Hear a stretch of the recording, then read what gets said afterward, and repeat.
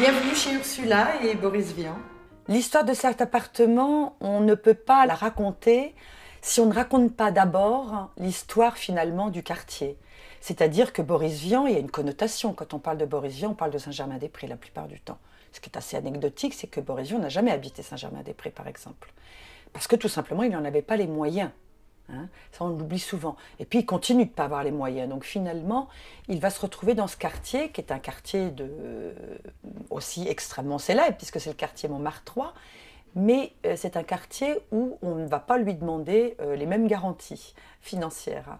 L'appartement, il l'a en plusieurs fois, en fait. Il arrive d'abord dans un appartement qui est 2 pièces. Il y a un salon, il y a une chambre bien sûr qu'il partagera avec son épouse, sa future épouse Ursula Vian-Kubler, et puis une petite kitchenette, et puis des petits sanitaires. L'endroit a été relativement revu pour que ce soit habitable, parce que c'était des anciens endroits de stockage pour le Moulin Rouge.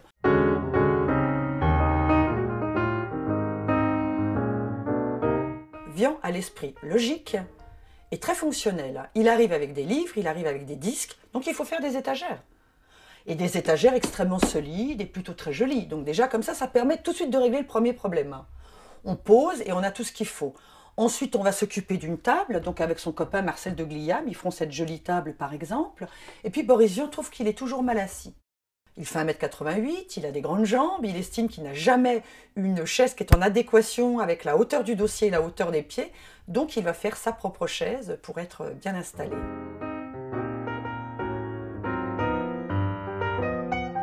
C'est très riche et très vivant ici.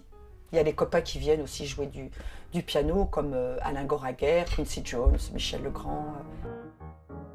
Pour moi, c'est un couple avant tout, Boris et Ursula Vian. J'ai travaillé plus de 30 années avec Ursula Vian et il me tient à cœur vraiment que tout cet univers soit comme si ils étaient encore là. Un petit chameau qu'Ursula a ramené lors d'un voyage. Une paire de jumelles, ça peut toujours servir quand on va au théâtre. Une burette qui distribue de l'huile, parce que quand on est bricoleur, ça peut toujours servir. Ça, c'est un piston d'une vieille voiture, par exemple. Le temps toujours présent dans cette maison, parce qu'il est vrai que Boris Vian, lorsqu'il est dans cette maison, le temps lui est compté. Le temps lui est compté, chaque minute, chaque seconde, il sait que c'est peut-être la dernière. Et c'est vrai qu'en 55, 56, il commence à être très épuisé.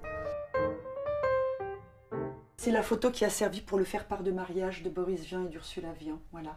Ils sont tous les deux à Saint-Tropez, dans l'arrière-pays, et dans la fameuse Richard Brasier, magnifique voiture du début du XXe siècle, qui ne dépassait pas le 40 à l'heure. Pour un gars pressé comme Boris Vian, c'était vraiment quelque chose.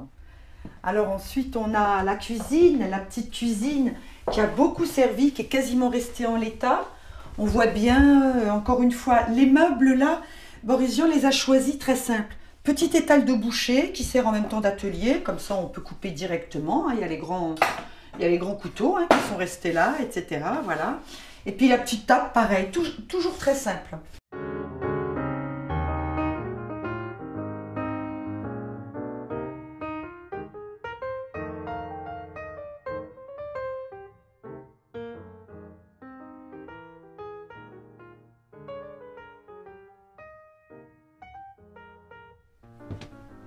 On arrive à ce petit bout d'appartement.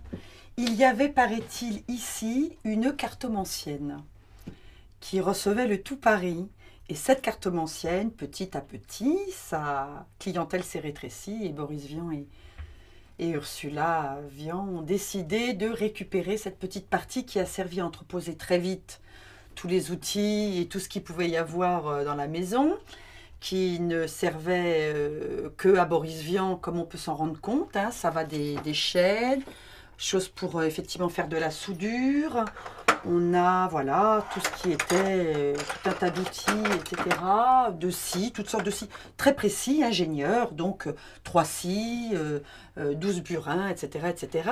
C'est resté comme cela et Ursula Vian n'a jamais eu envie de changer en fait cette atmosphère. C'est vrai que c'est assez étonnant, mais une sorte de bric-à-brac. D'ailleurs, il a écrit un petit poème qui s'appelle « J'ai tout un bric-à-brac ». Ben, c'est exactement le terme.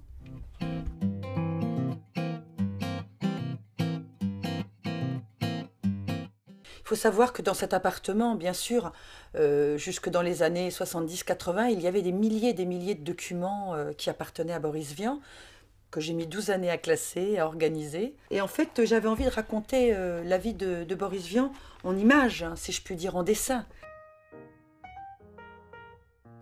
Et puis la fameuse trompette tout de même, il l'a dessinée. Il n'en a pas dessiné beaucoup, hein. Mais il a dessiné sa trompette tout de même.